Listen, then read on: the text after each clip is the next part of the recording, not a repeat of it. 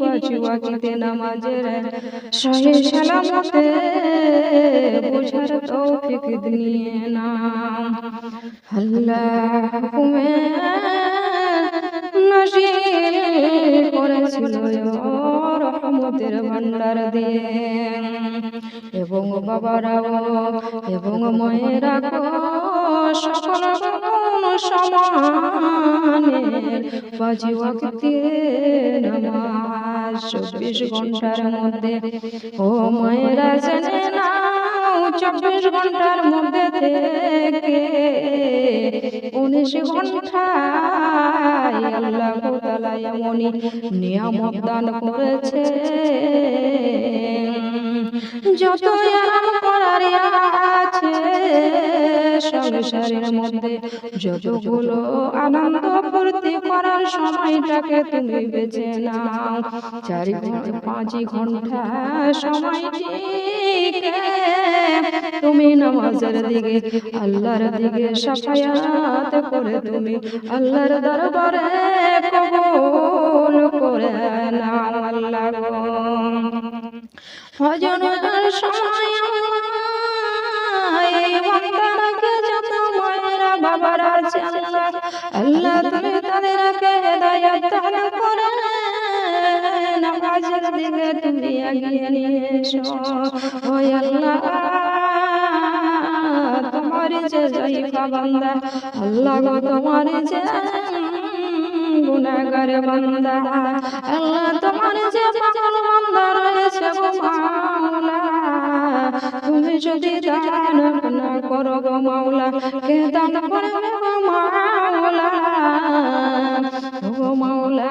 রাব্বুল আলামিন তোমার যে বান্দা যদি পথের রাস্তায় যদি চলে যায় গো মাওলা, ঘুমের অবস্থায় যদি ফজরকে বলে যাই গো মাওলা, মাওলা তুমি ফজর ওয়াক্তের সময় আল্লাহ তুমি হেফাজত করে তাকে নামাজের দিকে তোমার বান্দাকে নিয়ে আসো। আল্লাহ হুকুমতের হুকুম মালিক আল্লাহ বান্দারা রেখে দিতে হবে। যতই গুলো পশু ছিল পাখি থেকে নিয়ে পাখিরাও যখন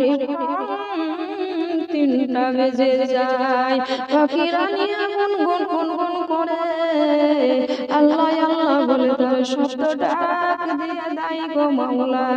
আমরা বান্দা হইয়া তোমার দিকে সামনে যেতে পারি না গো মাওলা। মাওলা গো পাখিরা আওয়াজ দিয়ে গুনগুন গুনগুন করে আল্লাহর নবীর শাফায়াতে জিকিরে নেমে যায়। যার জিকিরের আওয়াজ ধ্বনি শুনে নিয়ে যখন মসজিদের মধ্যে আল্লাহ ডাক দিয়ে দেয় আল্লাহু আকবার বলে, বান্দারা তোমরা ঘুমের বিছানা থেকে ছেড়ে দিয়ে তোমরা যাই নামাজে চলে আসো। ঘুমটাকে হারাম করে দাও, নামাজের বাড়িতে এসে সেই নামাজ খান বিছাইয়া আল্লাহর সাথে দিদার বানাইয়া নাও। সুবহানাল্লাহ। আল্লাহ গো এমন তুমি ফজিলত দান করে দাও আল্লাহ, যেন সব মায়েরা নামাজ থেকে বিরত না হতে পারে, নামাজের মধ্যে যেন শরীফ হয়ে যায়। আর ঘুমটা ছেড়ে দিয়ে নামাজটা পড়ে নিয়ে আল্লাহর জিকির করে নবীজির কালেমা তাইয়্যিবা লা ইলাহা ইল্লাল্লাহু মুহাম্মাদুর রাসূলুল্লাহ সাল্লাল্লাহু আলাইহি ওয়াসাল্লাম শাফায়াতে আল্লাহ গো সালাত আদায় যখন হয়ে গেল, নিজের নূরানি বাতাস খান শরীরের মধ্যে প্রবেশ হয়ে গেল। সময়টাকে নিয়ে আবার আরামের দিকে চলে যাও, নিজের কাজ কর্মের দিকে আনন্দ ফুর্তির মধ্যে তুমি ফিরে লিপ্ত হয়ে যাও। শহরের টাইম আসবে গো বান্দা, কাজ কাম ছেড়ে দিয়ে জোহরের ওয়াক্তটাকে তুমি কাজে লাগাইয়া দাও। এমনই সময় কাজে লাগিয়ে দিয়ে আল্লাহর সাথে দিদার করে যেমনই আকাশের মধ্যে সূর্য উঠে যায়, সেই সূর্যটা এমনই সুযোগে মিলিয়ে দাও কিয়ামতের মধ্যে যে সূর্যের মুক্তি 12টি হবে, সেই 12টি সোয়া হাতের উপরে নেমে যাবে। আর একটি সূর্যের মুক্তি 12টি হইয়া একটি ধাপে আমরা জ্বলন্তই থাকতে পারি না। আল্লাহ কোথায় যাব, কোথায় কি করব, এসের মধ্যে ঢুকে যাব, তবুও ঠান্ডা হতে পারব না। এমনই তোমার রোশনি আছে আল্লাহ, এমনই তোমার এসি লাগানো আছে, সেই 12টি তাপখানা তুমি দূর করে দিতে পারো। ও বান্দা বান্দিরা বুঝে নাও, জেনে নাও নামাজের কত নিয়ামত আল্লাহ দিয়েছে। আল্লাহ যদি তুমি বলে থাকো নবীজির কালেমা দুরূদ শরীফ না পড়ো, তাহলে তোমার কি খাইবে? একটি তাপে তো আমরা জ্বলন্ত হয়ে যাই, সেই 12টি তাপের সূর্যের তাপ মাটি ঠান্ডা হয়ে যাবে, শরীরটাই আমাদের কষে কষে পড়ে যাবে। ও মায়েরা, যেমনই ভাত রান্না করছো সেই ভাতের মার খানা যে পাশাই ছোট টপ টপ টপ করে পড়তে আছে, সেই মগজ খানি আমাদের গলে গলে টপ টপ করে জমিনে পড়িবে। কেমনে সইব রে বান্দা, একবার বুঝে নাও, জেনে নাও নামাজের মধ্যে আল্লাহর কাছে তুমি শাফায়াত বানায়া তৈয়ারি হয়ে যাও। আল্লাহর কাছে কবুল পরমাত আল্লাহর সাথে দিদার করে তুমি কবুল মঞ্জুর করে নাও। আল্লাহ আসরের সময় চলে আসবে রে মা, খাওয়া দাওয়ায় যেমনই 5টি আঙ্গুলি রয়েছে, 5টি আঙ্গুলির মধ্যে যেমনই ওই হাতের মধ্যে ফিরিয়ে চলে আসবে, তাকে আসর মনে করে নাও। সেই আসরটাকে কিয়ামতের যে জান্নাতের যে রয়েছে পাশাপাশি মুছানো রুমাল, সেই রুমাল খানা তুমি কাজিয়ে লেগে নাও রে বান্দা। ওরে মায়েরা, বুঝে নাও, বুঝে নাও আসর এমনই নিয়ামত আল্লাহ করে দিয়েছে, এমনই আল্লাহ শাফায়াত বানায়া দিয়েছে, আল্লাহ এমনই রহমতের ফজিলত করে দিয়েছে। আসরের টাইমটাকে আরামের সাথে নিয়ের সাথে আর কবরের মধ্যে কত শান্তিপূর্ণ ভাবে আসান শান্তি রেখেছে। যখনই আমার সামনে জামাল হবে, আর যখনই আমাদের যখনই গুনাহের সময় পাল্লাই চড়ানো হবে, আমাদের সর্বশরীর দিয়ে পাশানি দিয়ে ঘাম চুইয়ে চুইয়ে আমাদের কবর খানা বুঝে যাবে রে মা। আমি সেই খবরে যখন কেমন সহ্য করিব, এমনই আসর আমাদের সামনে পাশানিতে এসে দাঁড়িয়ে যাবে রে মা। আমাদের জান্নাত থেকে নিয়ে রুমাল খানা আর রুমালটাকে চালাইয়া যাবে, আর চালাইয়া যাওয়ার পরে সেই ফেরেশতারা আমাদের ফেরেশতা এসে নিজে হাতে সেই পাশানিটাকে খামোশানো দিবে। সুবহানাল্লাহ, আলহামদুলিল্লাহ, মুহাব্বতের সহিত বলো আলহামদুলিল্লাহ। এত বড় নামাজের ফজিলত রয়েছে রে বাবা, নামাজকে কেউ হালা করিও না, নামাজের সাথে দিদার হইয়া যাইও। মাগরিবের সময় আসবে বাবা, দিনের আলোকিত ডুবে আসবে, রাতের আলো বরাবর হয়ে দুই মুখখানি হয়ে যাবে। এমনই চিন্তা করে দেখো মনের ভিতরে ভাবে মিষ্টি ভাষাই মনের চিন্তা করে মাথায় ঠান্ডা রেখে গয়া বুঝে নাও, জেনে নাও দুইটি ওয়াক্তের সময় যে সামনে মাঝখানে বরাবর হয়ে যাবে মাগরিবের টাইমটা। যখনই তোমার আমার যত গুণ আছে আমার বন্দি ইহকালের মধ্যে লীলা খেলার মধ্যে পড়ে আছে ওই সমকালে শিবরাইল এসে হঠাৎ করে প্রাণ থেকে পাখিটাকে ছিড়াই এমন করে ছিড়াই নিবে কিছু করার আমাদের সময় তোর থাকিবে না যদি তুমি ইমানদারের সাথ হয়ে থাকো মাগরিবের সালাতের যদি তুমি শামিল হয়ে থাকো সেই শামিলের মধ্যে যদি আল্লাহ তাআলা তোমার যদি কবুল করে নাই রব্বে কায়নাত যদি কবুল করে না জিবরাইল আলাইহিস সালাম এমনই আস্তে আস্তে আস্তে তোমার রূহ পরওয়াটাকে এমন ভাবে সমান করে নিয়ে যাবে তোমার পারিশের লোক পর্যন্ত বুঝতে পারবে না ও মায়েরা কানে করে শুনে না এমনই নামাজের ওসিলায় এমনই নামাজের ফরিয়াদ নামাজ আমাদের গুনাহ বাঁচায় নামাজ আমাদের অনেক কিছু গুনাহ থেকে বাঁচাইয়া দিয়ে আমরাকে জান্নাতের দাখিলে টেনে নিয়ে যায় ইয়া মুহাম্মাদের শাকিনা সালাতে মায়েরা তোমরা জোরে সে বলো সুবহানাল্লাহ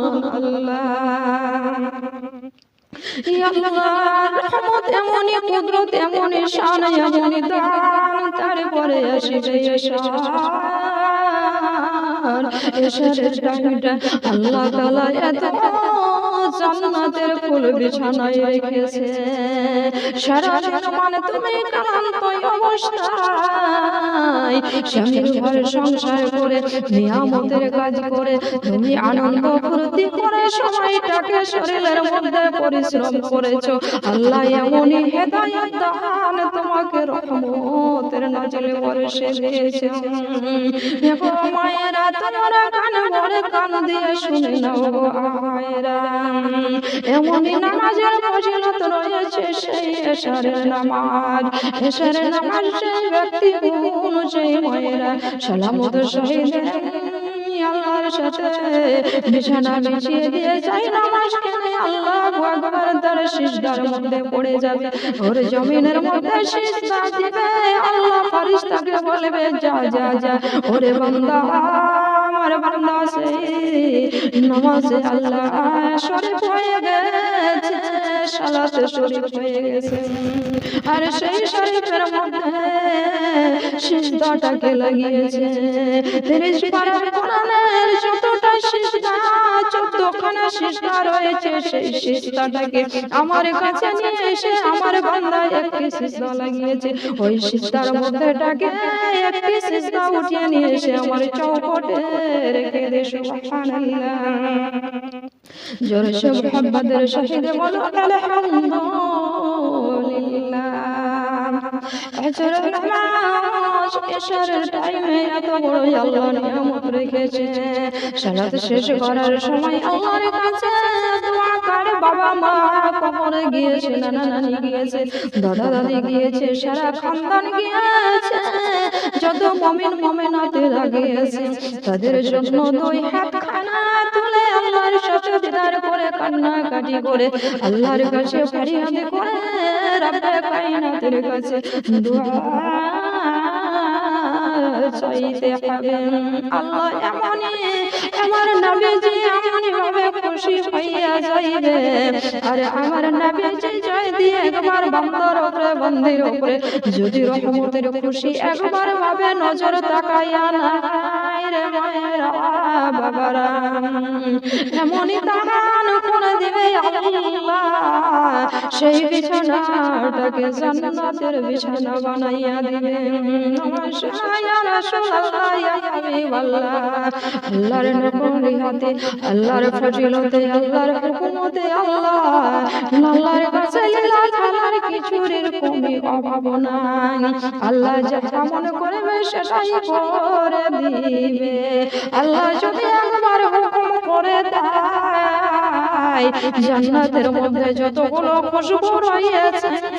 আর প্রিয় যদি বান্দা খাস বান্দা হয়ে যায় কোন মায়েরা যদি আল্লাহর কাছে দান করে সন্তুষ্ট করে আমার নবীজির সেই কলেমা খানা তাইয়্যিবা লা ইলাহা ইল্লাল্লাহ মুহাম্মাদুর রাসূলুল্লাহ সাল্লাল্লাহু আলাইহি ওয়াসাল্লামের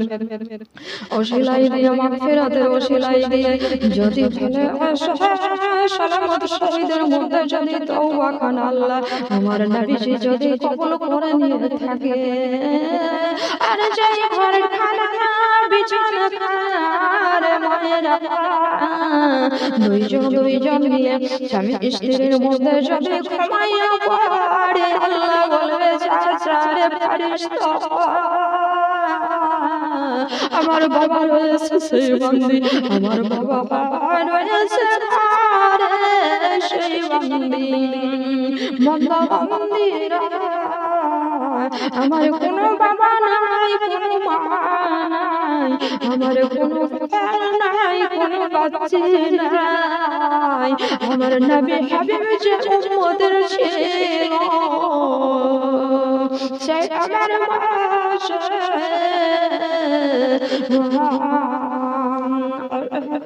آخر النحاب الكافر وشاق الله ولا ختم النبي أيها الذين لبعضنا شيء بشاناي ঘুমিয়ে আসে চাচার বারিশটা সেই ঘরখানাকে জান্নাতের টুকরা বানাইয়া দে ও মায়েরা একবার সকল মিলে সুবহানাল্লাহ মুহাব্বতের সাথে আলহামদুলিল্লাহ বলো সাল্লাল্লাহু তাআলা আলাইহি ওয়াসাল্লাম বলতে চাই না মায়ের নামাজের সম্পর্কে নামাজের ফজিলত বলা হয়ে গেল বাবা মা শেষে দুইটি খানা রহমতের ভান্ডার রহমত ওসিলাই রহমতের বান্দা বান্দি রয়েছে সেই নিয়ামতে আল্লাহ দান করেছে এবং বাবা আর বাচ্চার উপরে নাজিল করে দিয়েছে একবারে যদি রহমতের নজরে সেই আম্মা জানের উপরে বা আব্বা জানের উপরে যদি রহমতের চোখে যদি দেখে নাই সেটাই আমি কাবার যে একবার সব দিয়ে দিব সুবহানাল্লাহ আল্লাহর কাছে এত নিয়ামত আছে আমরা বুঝতেও জানি না আমরা শিখতেও জানি না বুঝার কোনো জ্ঞান অর্জন কিছুই করি না ও মায়েরা দুঃখ পেয়ে যাও কষ্ট পেয়ে যাও যখন একদিন থেকে 2 দিন বাচ্চাটা পেটের মধ্যে যখন আসে রে মা সকল মা আমিনা নবীজিকে ধরেছিল মা কোনো সন্তানের ভারী বোঝা যায়নি কোনো অংশটা তার বেদনা আল্লাহ তাআলা তাকে দান করেনি সেই মা আমিনা পেটের দিকে চাইয়া চাইয়া থাকতো মা আমিনা শুধু বলতো আমার পেটে যে সন্তান আছে আমি ভারী বুঝি না হালকাও বুঝি না আমি কেন যতির নারী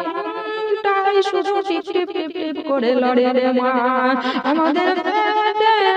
যত মাগুলো আমরা হয়েছি মায়ের মধ্যে সকল গুণের মধ্যে যখন